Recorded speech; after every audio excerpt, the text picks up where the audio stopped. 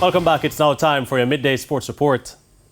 The West Indies could possibly seal their first ever ODI series win in South Africa when they face the Proteas in the third and final one-day international in Potchefstroom on Tuesday. The Windies lead the series 1-0 after a 48-run victory against the South Africans in Game 2 after the first match was abandoned due to rain. Sheho proved to be the difference maker for the Caribbean men, notching his 14th ODI century on his captaincy debut as the Caribbean side made 344 for 5 batting first. The Windies then dismissed South Africa for 287 in 41.4 overs in their chase.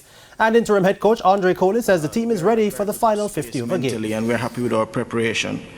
So we're just really looking at, making sure that we're ready for this game. The conditions, obviously, we'll have to work that out and work out what's the best approach. But we've been taking it on a match-by-match basis. The match goes off at 3 a.m. Jamaica time.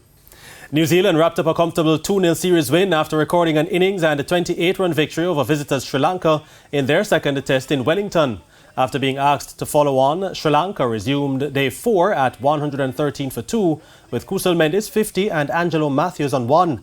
However, it didn't take long before New Zealand struck. As 6 deliveries into the day, Mendis was dismissed without adding to his total. 3 runs later, Matthews was removed for 2 with Sri Lanka reeling at 116 for 4. However, top scorer Dhananjaya De Silva 98 and Dinesh Chandimal 62 provided some resistance in a 126-run fifth-wicket partnership. But when that partnership was broken at 242, Sri Lanka added only 116 runs for the last 6 wickets. Tim Southee ended with 3 for 51, while Blair Tickner had 3 for 84 for the Kiwis. Nothing could separate Montego Bay United and Vere United in a 6-goal contest in action from the Jamaica Premier League at Westbow Park on Sunday. Alan Ottey scored a double for Bay United, netting in the 4th and 82nd minutes. Donovan Brown was the other scorer for Bay.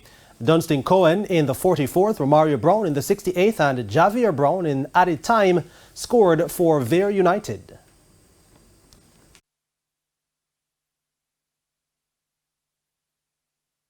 A little bit disappointed, but today the pitch was very heavy, but that is not the excuse because it's for both teams, but made difficult the way we want to play. 10-man Waterhouse emerged 2-0 winners over Mount Pleasant at the Waterhouse Mini Stadium. Meanwhile, defending champions Harbour View had a 2-all draw with struggling Tivoli Gardens at the Ashenheim Stadium. Elsewhere, Humber Lion took a point off league leaders Arnett Gardens at the Effortville Community Centre in a 1-all draw. And the former champions Portmore United had a comprehensive 3-1 win over Dunby Holden. In tonight's doubleheader at the Anthony Spaulding Sports Complex, Lions United will face Chapelton Maroons at 5 p.m. and in the feature encounter, Cavalier will play Falkland. And Jamaica-born British fighter Leon Edwards retained his UFC welterweight title with a sensational points victory over Kamaru Usman at UFC 286 in London on Saturday night. 7 months on from his stunning win over the Nigerian Nightmare in Salt Lake City, the pair fought for a third time, and this time in front of Edwards' home fans at the O2 Arena.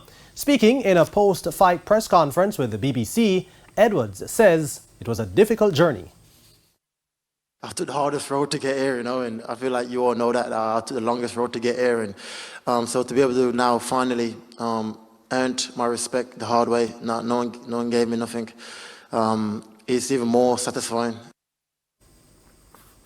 And that's it for your Midday Sports Report. Oshane? Thanks, Jordan. And that's the Midday News. I'm Oshane Masters. Join us at 7 for Primetime News. On behalf of the news, sports, and production teams, have a good afternoon.